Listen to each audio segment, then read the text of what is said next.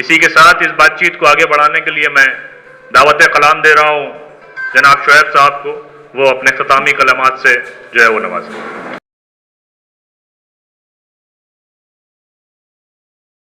بسم اللہ الرحمن الرحیم، نحمدہ ونصلی علی رسولہ الکریم، اما بعد۔ قال اللہ تعالی فی القرآن المجید، اعوذ باللہ من الشیطان الرجیم، بسم اللہ الرحمن الرحیم، ان اللہ لا یغیر ما بقوم حتی یغیروا ما بانفسہم، صدق اللہ العظیم۔ حضرات، برادر یاور رحمان صاحب جب گفتگو کر رہے تھے تو ایک بات بہت اچھی کہی تھی کہ ہم لوگ ہیرو ورشپ کے قائل نہیں ہیں۔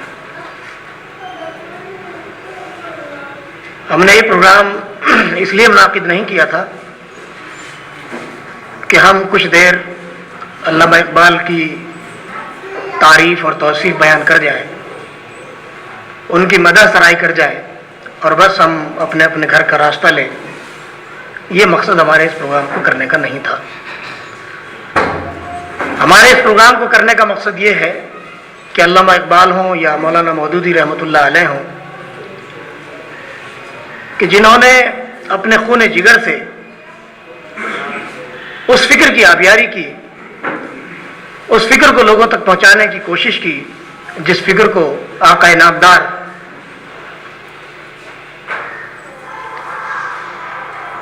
حضرت محمد مصطفیٰ صلی اللہ علیہ وسلم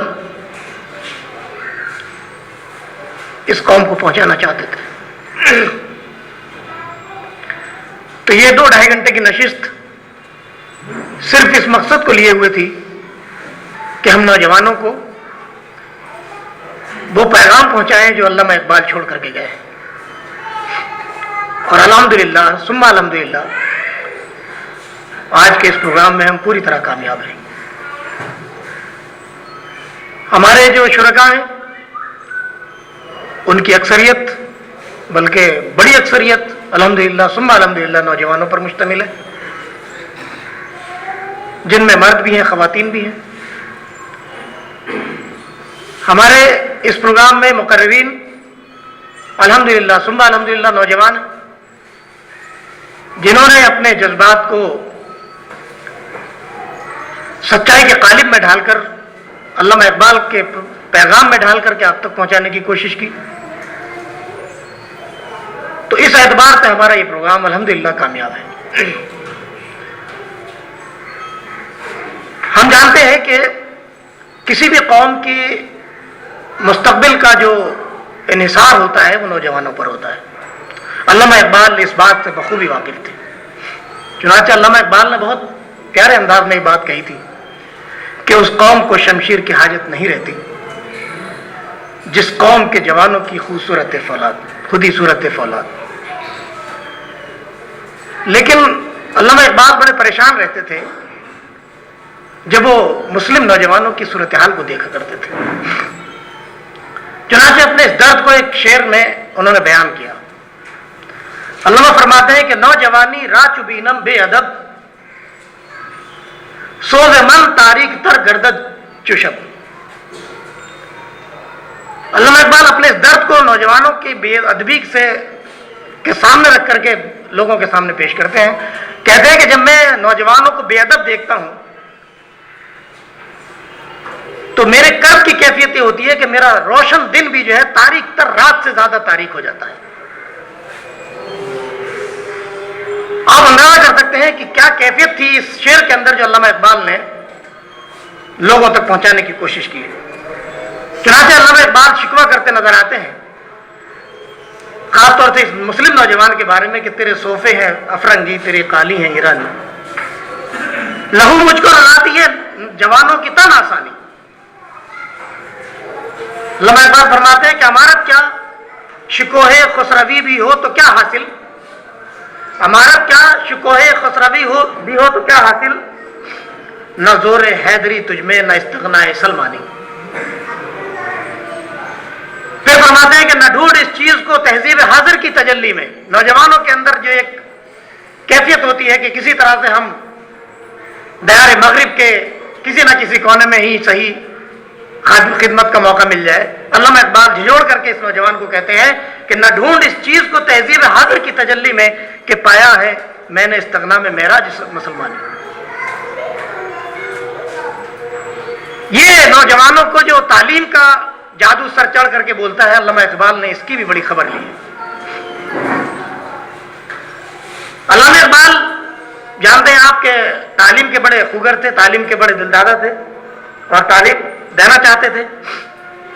और यहां पर फरमाया कि इस दौर में तालीम है अमराज मिल्लत की दवा है, खून फासिद के लिए तालीम मिसल नश्तर।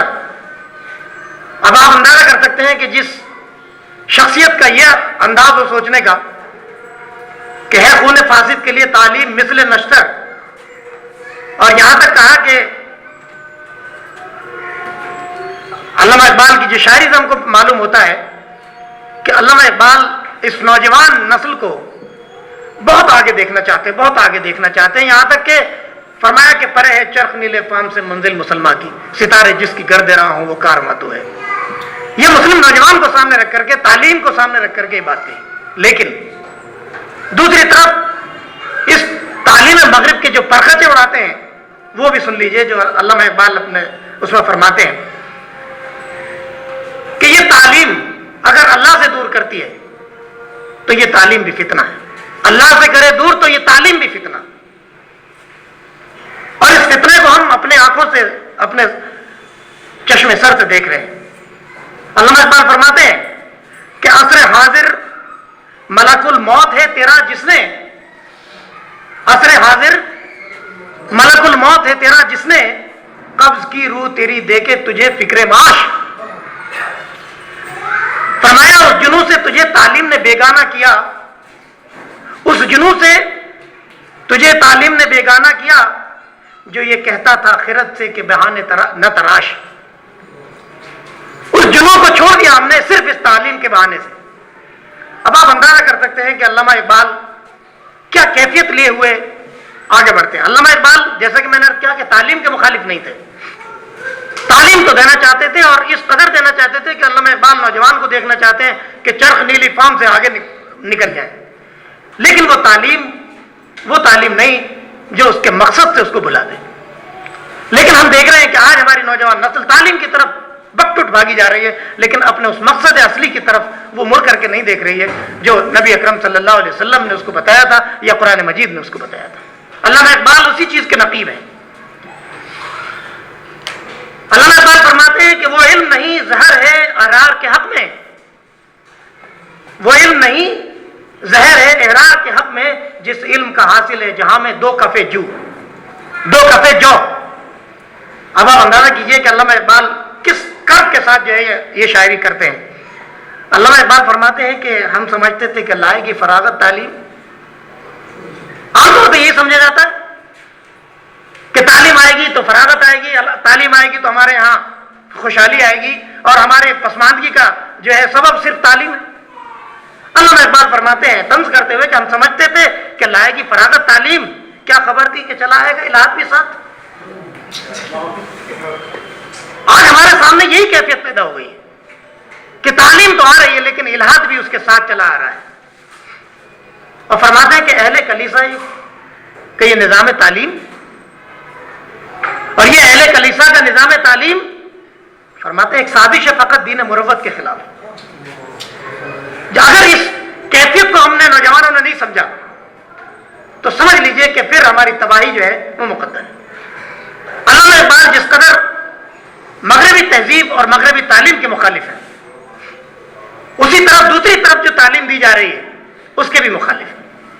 चुनांचे अल्लामा इकबाल ने यहां भी फरमाया, जब वो सर सैयद अहमद खां की तुरबत पर पहुंचे अलीगढ़ में, तो वहां खड़े होकर के एक नज्म कही, उसमें एक बहुत प्यारा शेर फरमाया, कहा कि मुद्दा तेरा अगर दुनिया में है तालीम दी, मुद्दा तेरा अगर दुनिया में है तालीम दी, करके दुनिया कौम को अपनी न सिखलाना कहीं।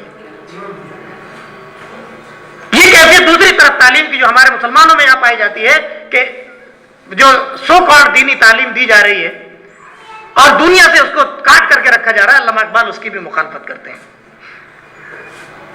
علامہ اقبال فرماتے ہیں کہ اگر تمہارے جوہر میں لا الہ کی کیفیت موجود ہے، فرماتے جوہر میں ہو لا الہ تو کیا خوف،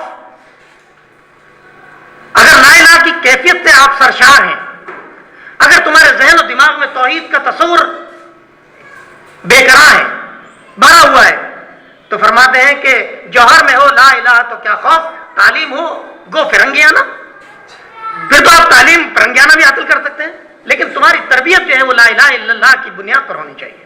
اگر یہ نہیں ہے تو سمجھ لیجئے کہ یہ جو تعلیم ہے یہ بھی آپ کے لیے جو ہے یہ سم قاتل ہے۔ علامہ اقبال اس نوجوان کو بڑے پیارے انداز میں سمجھاتے ہیں، فرماتے ہیں کہ وہی جواں ہے قبیلے کے آنکھ کا تارا۔ اب الفاظ دیکھیے علامہ اقبال کے اور نوجوانوں کی کیفیت کو سامنے رکھ کر کے دیکھیے، فرماتے ہیں وہی جواں ہے قبیلے کی آنکھ کا تارا، شباب جس کا ہے بیداب ضرب، شباب جس کا ہے بیداب ضرب ہے کاری۔ یہ نوجوان کو ایسا دیکھنا چاہتے ہیں، بالکل نتھرا ہوا، جیسے کہ شیشے کے گلاس میں جو ہے سفید دودھ جو ہے وہ چمکتا چلکتا ہوا نظر آتا ہے۔ یہ اس کیفیت کے ساتھ علامہ اقبال جو ہے نوجوان کو دیکھنا چاہتے ہیں۔ علامہ اقبال پھر دعا فرماتے ہیں اللہ سے، بڑی وہ جو الفاظ ہیں وہ اگر آپ کرب کے ساتھ ان کو پڑھیں گے اور محسوس کریں گے کہ یہ علامہ اقبال ہم سے مخاطب کر رہے ہیں تو آپ دیکھیں گے کہ کیفیت پیدا ہوگی۔ علامہ اقبال فرماتے ہیں خدا تجھے کسی طوفان سے آشنا کر دے، خدا تجھے کسی طوفان سے آشنا کر دے کہ تیرے بحر کی موجوں میں اضطراب نہیں، تجھے کتاب سے ممکن نہیں فراغ کہ تو کتاب خواہ ہے مگر صاحب کتاب نہیں ہے۔ کتاب تمہارے پاس ہے لیکن تم کتاب کو پڑھتے بھی ہو، افسوس کی بات یہ ہے، لیکن صاحب کتاب نہیں ہے۔ وہ کسی شاعر نے کہا تھا کہ اپنے خورشید پہ تو پھیلا دیے سائے ہم نے، مانگتے پھرتے ہیں اغیار سے مٹی کے چراغ۔ ہمارے پاس ایک ایسا روشن چراغ ہے کہ اگر ہم اس کو پڑھیں تو ہم دنیا اور دین دونوں کی ترقی سے آراستہ ہو سکتے ہیں، اور اس دنیا کی بھی رہنمائی کے لیے ہم کو نکالا گیا تھا۔ علامہ اقبال پھر اور سوز کے ساتھ فرماتے ہیں جوانوں کو سوزے جگر بخش دے، جوانوں کو سوزے جگر بخش دے، میرا عشق میری نظر بخش دے، جوانوں کو میری آہ سحر دے، تو ان شاہی بچوں کو بالوں پر دے،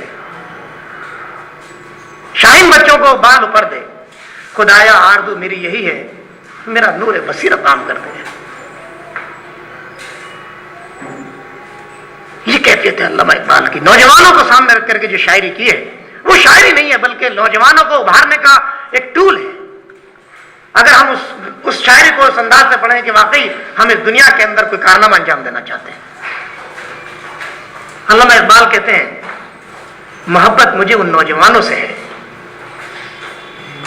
محبت مجھے ان نوجوانوں سے ہے ستاروں پہ جو ڈالتے ہیں کمن۔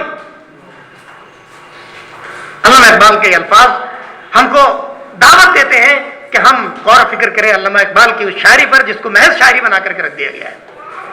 محض شعر و ادب پر گفتگو ہوتی ہے۔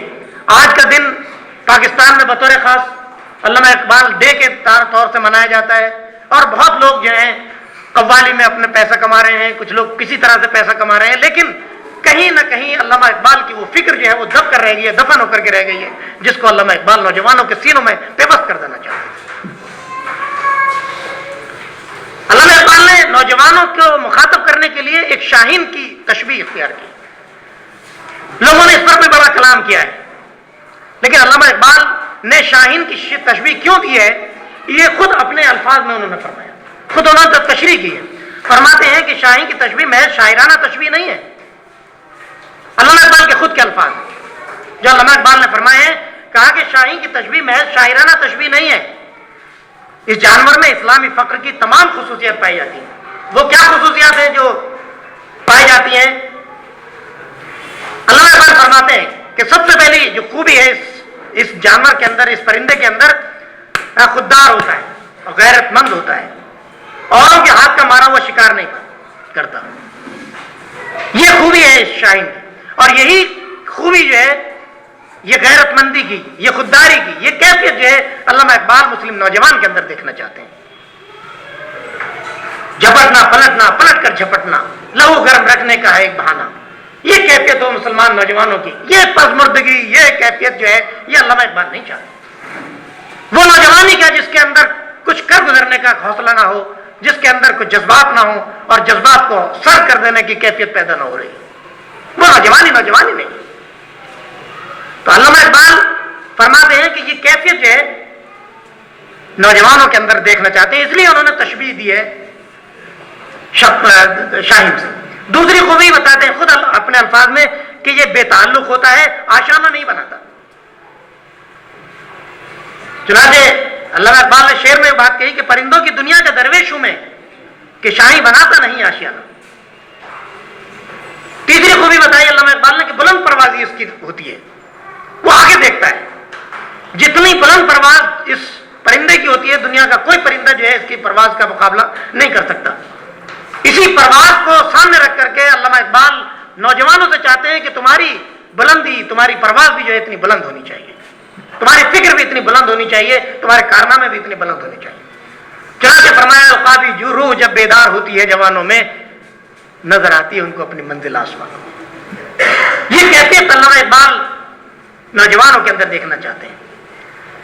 फिर फरमाते हैं कि चौथी जो खूबी होती है शाहीन की, वो होती है खिलवत नशी होता है। चुनांचे एक नज़म में फरमाया कि बयाबा की खिलवत खुशाती है मुझको, अदल से है फितरत मेरी राहिबाना। और पांचवी चीज फरमाया कि तेज निगाह होती है। ये पांच खूबियां जो हैं अल्लामा इकबाल ने खुद अपने अल्फाज में ये बताने की कोशिश की है कि मैंने ये शाहीन से जो तशबीह दी है अपनी शायरी में, ये क्यों दी है। यही तशबीह जो है, यही कैफियत जो है मुस्लिम नौजवानों के अंदर देखना चाहते हैं, इसलिए जो है अल्लामा इकबाल चाहते हैं कि ये मुस्लिम नौजवान ऐसा होना चाहिए। अल्लामा इकबाल की शायरी जो है वो महज शायरी बना करके रख दिया गया है, जबकि सही बात यह है कि अल्लामा इकबाल की पूरी जिंदगी जो है वो कुरान के कालिब में ढली हुई है। जैसा कि हमारे नदीम भाई ने भी फरमाया था अपने आखिर की गुफ्तगू में कि अल्लामा इकबाल की पूरी जिंदगी, बल्कि आखिर का जो मरहला है वो तो मुबल्लिग कुरान की हैसियत से है।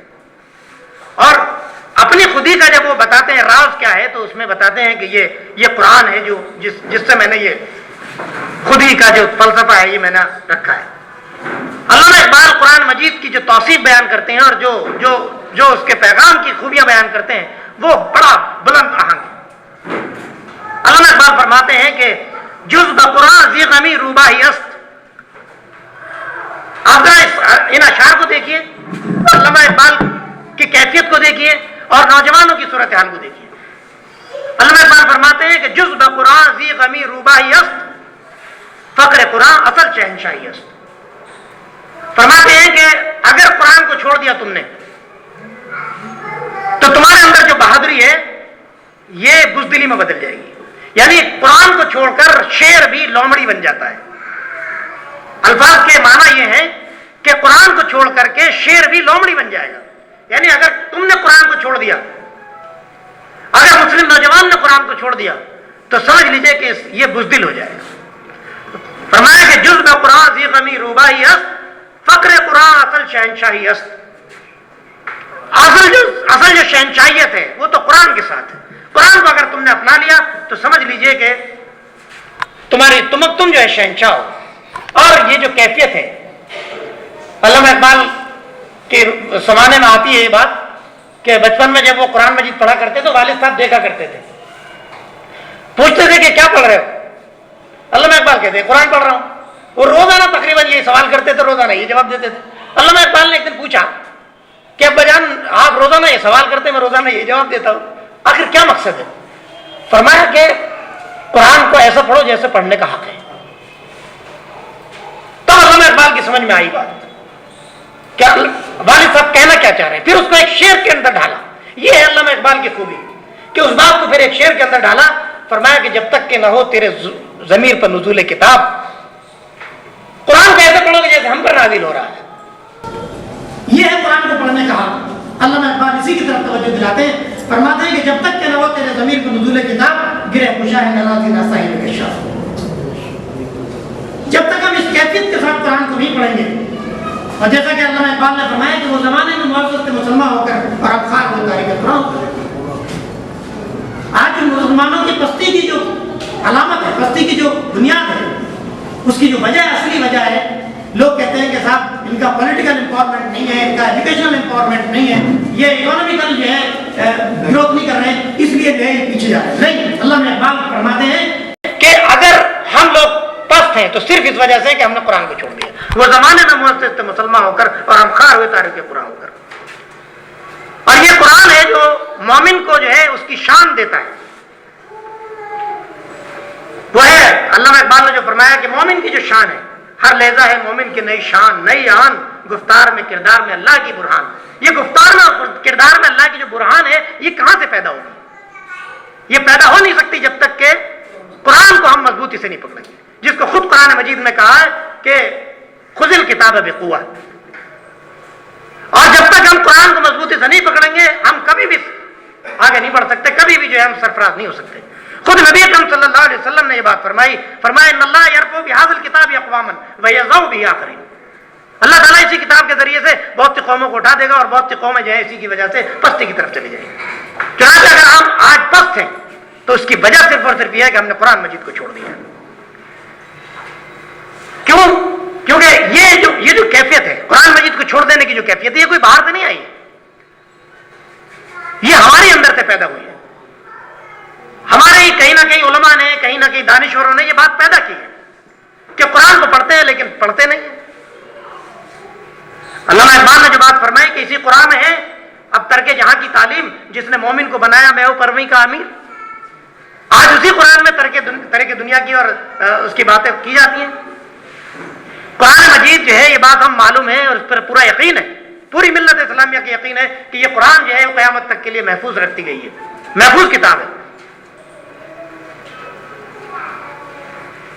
اللہ تعالیٰ خود فرماتا ہے قرآن مجید کے اندر نحن نزلنا الذکر وإنا لہ لحافظون، ہم نے اس ذکر کو نازل کیا اور ہم ہی اس کی حفاظت کرنے والے ہیں۔ لیکن کیفیت کیا ہوئی؟ کیفیت یہ ہوئی بقول علامہ اقبال کہ احکام تیرے حق ہے مگر اپنے مفسر، احکام تیرے حق ہے مگر اپنے مفسر تعویل سے بنا سکتے ہیں قرآن کو پازل۔ یہ کیفیت جب پیدا ہوئی ہمارے یہاں، اس کا نتیجہ یہ نکلا کہ ہم قرآن کو چھوڑ بیٹھے۔ قرآن پڑھنے کے باوجود ہم قرآن سے دور ہیں۔ کیفیت یہ ہے کہ قرآن کو پڑھا جائے، اس کیفیت کے ساتھ پڑھا جائے کہ یہ قرآن جو ہے ہمارے اوپر نازل ہو رہا ہے۔ علامہ اقبال جو ہے اس بات کو بڑے کرب انداز میں مسلم نوجوانوں کی ذمہ داری یاد دلاتے ہوئے فرماتے ہیں، خدا علم یزل کا دست قدرت تو زباں تو ہے، یقی پیدا کر یا غافل مغلوب گما تو ہے، پرے ہے چرخ نیلی فام سے منزل مسلمہ کی، ستارے جس کی گرد راہوں کا کارواں تو ہے۔ اس کی وجہ صرف یہ ہے کہ سبق پھر پڑھ عدالت کا شجاعت کا، سبق پھر پڑھ صداقت کا، عدالت کا، شجاعت کا، لیا جائے گا تجھ سے کام دنیا کی امامت کا۔ علامہ اقبال اس دنیا کے اندر تشریف لائے مسلمانوں کو بیدار کرنے کے لیے، ان کو کھوئی ہوئی عظمت رفتہ کو بیدار کرنے کے لیے۔ چنانچہ علامہ اقبال نوجوانوں کو مخاطب کر کے فرماتے ہیں کہ محبت کا وہ جنوں باقی نہیں ہے، مسلمانوں میں وہ خون باقی نہیں ہے، صفے کج دل پریشان سجدے بے ذوق، صفے کج دل پریشان سجدے بے ذوق کے جذبے اندروں باقی نہیں ہے، نماز و روزہ و قربانی و حج یہ سب باقی ہیں، تو باقی نہیں ہے۔ یہ جو جوہر ہے اسلام کا، یہ جب تک باقی نہیں رہے گا تب تک جو ہے اس قرآن کا حق ادا نہیں کیا جا سکتا۔ چنانچہ ہم نے جو کیفیت قرآن مجید کی بنا رکھی ہے، اس کو علامہ اقبال فرماتے ہیں کہ قرآن کو بازیچہ تعویل بنا کر، قرآن کو بازیچہ تعویل بنا کر چاہے تو خود تازہ شریعت ایجاد کر، چاہے تو خود ایک تازہ شریعت کرے ایجاد، ہے مملکت ہند میں ایک طرفہ تماشا، اسلام ہے محبوس مسلمان ہے آزاد، اسلام ہے محبوس مسلمان ہے آزاد۔ تو یہ کیفیت ہے جس کو علامہ اقبال نوجوانوں کو ایک پیغام کے طور پر دینا چاہتے ہیں۔ آخر میں ایک بات کہہ کر کے میں اپنی بات ختم کروں گا۔ ہمارے یہاں بہنیں بھی موجود ہیں، خواتین بھی موجود ہیں۔ علامہ اقبال نے صرف مردوں کو مخاطب نہیں کیا ہے، علامہ اقبال کی نظر میں خواتین کا بھی مقام وہی ہے جو اسلام نے اس کو عطا کیا ہے۔ علامہ اقبال نے خواتین کو کے سلسلے میں ان کو سامنے رکھ کر کے جو شاعری کی ہے وہ بھی محض شاعری نہیں بلکہ مسلم خواتین کو اور خاص طور سے مسلم نوجوان خواتین کو اس بات کا پیغام دیا ہے، درس دیا ہے کہ تمہاری بھی اہمیت مسلمان ملت کو اوپر اٹھانے میں کوئی کمی نہیں ہے۔ جب تک شانہ بشانہ ہو کر اسلام کی عظمت رفتہ کے لیے کوشش نہیں کریں گے، اسلام کو آگے بڑھانے کی کوشش نہیں کریں گے، تو یہ ترقی کی گاڑی جو ہے وہ ایک ہی پہیے پر چلتی رہے گی اور ایک ہی پہیے پر بہت زیادہ دن تک یہ کیفیت باقی نہیں رہ سکتی۔ چنانچہ علامہ اقبال خواتین کو مخاطب کر کے فرماتے ہیں کہ وجود کائنات سے ہے تصویر کائنات سے ہے، وجود زن سے ہے تصویر کائنات میں رنگ، وجود زن سے ہے تصویر کائنات میں رنگ، اسی کے ساز سے ہے زندگی کا سوز دروں۔ یہ کیفیت ہے علامہ اقبال کی، اور فرماتے ہیں کہ مکالمات فلاطون نہ لکھ سکی، لیکن یہ بات صحیح ہے کہ افلاطون جیسے مکالمات نہیں لکھ سکی، یہ بات صحیح مان سکتے ہیں۔ فرماتے ہیں کہ مکالمات فلاطون نہ لکھ سکی، لیکن اسی کے شعلے سے ٹوٹا شرار افلاطون۔ یہ کیا کم خدمت ہے، یہ کیا کم خدمت ہے کہ اسی کے شرار سے جو ہے وہ افلاطون ٹوٹتے ہیں، یہیں سے جو ہے افلاطون پیدا ہوتے ہیں۔ اگر ہم خواتین کی اہمیت کو کم کر دیتے ہیں تو ظاہر ہے کہ یہ جو اسلام کی عظمت رفتہ کی جو کوششیں، اسلام کی ترقی کی جو کوششیں ہیں، یہ کبھی بھی جو ہے یہ شرمندہ تعبیر نہیں ہو سکتی۔ علامہ اقبال شاعری کرتے ہوئے ایک شعر میں فرماتے ہیں کہ چے پیش آیت چے پیش استاد اورا تو آ دید از جبین امہاتش، فرمایا کہ کیا پیش آنے والا ہے اور کیا پیش آ چکا ہے، اس کو اگر جاننا ہے تو تم ملت کی کسی بھی ملت کی ماں کے پیشانی پر پڑھ سکتے ہو۔ اور علامہ اقبال اس نوجوان نسل کو، خواتین کو مخاطب کر کے فرماتے ہیں کہ تمہارا کتنا بڑا رول ہے اس ملت کو آگے بڑھانے میں اور اس ملت کی ترقی میں۔ اس کو ایک شعر کے اندر آپ سمجھنے کی کوشش کریں۔ فرماتے ہیں کہ تو میدانی کے سوز قرب تو، آپ ذرا تصور کیجئے حضرت عمر رضی اللہ تعالیٰ عنہ کی قبول اسلام کا واقعات، اس کو ایک شعر کے اندر پرو کر کے خواتین کو، مسلم خواتین کو جو پیغام دیا ہے، یہ بہت قابل دید ہے اور اس پر غور کرنے کی ضرورت ہے۔ فرماتے ہیں کہ تم میدانی کے سوز قرب تو دیگر گوں کرت تقدیر عمر را، کہ تمہیں یہ بات معلوم نہیں ہے کہ تمہارے سوز قرت نے عمر جیسے شخص کی جو ہے تقدیر بدل دی تھی۔ آپ کو معلوم ہے کہ حضرت عمر رضی اللہ تعالیٰ عنہ جو ہے اپنی بہن کے یہاں اگر جب جاتے ہیں یہ سوچ کر کے کہ بہن اور بہنوئی جو ہے دونوں اسلام قبول کر چکے ہیں، گھر پہ دروازے پہ جب جاتے ہیں تو آپ پٹائی بھی کرتے ہیں، لیکن وہ جو کانوں میں آواز آئی ہے ان کی بہن کی تعلیم وہ جو دے رہی تھی، قرآن کی جو تلاوت کر رہی تھی، وہ جو کانوں میں پڑی ہے، اس کیفیت نے جو ہے حضرت عمر کو حضرت عمر بنا دیا۔ فرمایا کہ تم میدانی کے سوز قرت تو دیگر گوں کرت کرت تقدیر عمر را۔ اگر یہ کیفیت مسلمان نوجوان خواتین کے اندر پیدا ہو جائے، مسلمان خواتین کے اندر پیدا ہو جائے کہ ہمیں ایک ایسا کردار، ایک ایسا رول پلے کرنا ہے کہ ہمارے گود سے، ہمارے شرارے سے جو ہے وہ عمر جیسے، صلاح الدین ایوبی جیسے لوگ جو ہیں وہ پیدا ہوں، تو یہ کیفیت اور یہ مقام اسلام نے جو عورتوں کو دیا ہے، خواتین کو دیا ہے، یہ قابل دید ہے اور اس پر غور کرنے کی ضرورت ہے۔ یہ کچھ چیزیں تھیں جو میں نے آپ کے سامنے رکھی۔ ہمارے یاور بھائی نے اور ہمارے آفتاب عالم صاحب نے بہت ہی اچھے انداز میں آپ کے سامنے بہت سی گفتگو رکھی۔ مقصد ہماری گفتگو کا یہ ہے کہ علامہ اقبال کا جو پیغام ہے، اور وہ کوئی اور پیغام نہیں، اسلام کا پیغام ہے، کوئی اور پیغام نہیں کہ وہ قرآن کا پیغام ہے، اس پیغام کو لے کر کے ہمیں کھڑے ہونا ہے۔ اسی کے لیے آپ کو جو ہے یہاں اسی کے لیے ہم نے آپ کو یہاں پر زحمت دی تھی۔ اب ہماری درخواست یہ ہے کہ اگر محض ہم نے تقریریں سن لی، محض ہم نے علامہ اقبال پر ڈاکومنٹری دیکھ لی، محض ہم نے علامہ اقبال پر اشعار سن لیے اور ہم یہاں سے چلے گئے، تو یہ پروگرام جو ہے اپنے نوعیت کے اعتبار سے کامیاب ہوگا لیکن اپنی اصل کے اعتبار سے کامیاب نہیں ہوگا۔ اصل اعتبار اس بات کا ہے کہ ہم یہاں سے ایک جذبہ لے کر بیٹھے ہیں کہ علامہ اقبال کی جو شاعری ہے، علامہ اقبال کا جو پیغام ہے، اس پر نہ صرف یہ کہ ہم اور مزید اس پر جانکاری حاصل کریں گے بلکہ پیغام کو لوگوں تک پہنچانے کی کوشش کریں گے۔ اسی پیغام کو نوجوانوں میں بیدار کرنے کی کوشش کریں گے، وہاں تک پہنچانے کی کوشش کریں گے، نوجوانوں کے قلوب نوجوانوں کو اسلام کی عظمت رفتہ کے لیے کام آنے والا بنانے کی کوشش کریں گے، اس نوجوانوں کو اس بات کے لیے آمادہ کریں گے کہ اب وہ وقت آ چکا ہے، الحمدللہ وہ وقت آ چکا ہے کہ اب انشاءاللہ اسلام ہی سربلند رہے گا۔ یہ اسلام تو سربلند ہوگا، اسلام تو اپنے مقام عروج کو پہنچے گا۔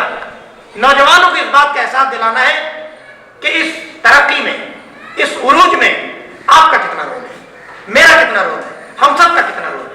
یہی اس کیفیت کے ساتھ ہم یہاں سے ایک دوسرے سے جدا ہوتے ہیں، محض اس وعدے کے ساتھ اور اس کیفیت کے ساتھ کہ انشاءاللہ ثم انشاءاللہ یہاں سے جانے کے بعد علامہ اقبال کے اس پیغام کو جو حقیقت میں قرآن کا پیغام ہے، حقیقت میں اسلام کا پیغام ہے، ان نوجوانوں تک پہنچانے کی کوشش کریں گے اور اسلام کی عظمت رفتہ اور اسلام کی ترقی کے لیے ان کو آمادہ کرنے کی کوشش کریں گے۔ اللہ تعالیٰ سے دعا ہے کہ ہمیں عمل کی توفیق عطا فرمائے۔ وآخر دعوانا الحمدللہ۔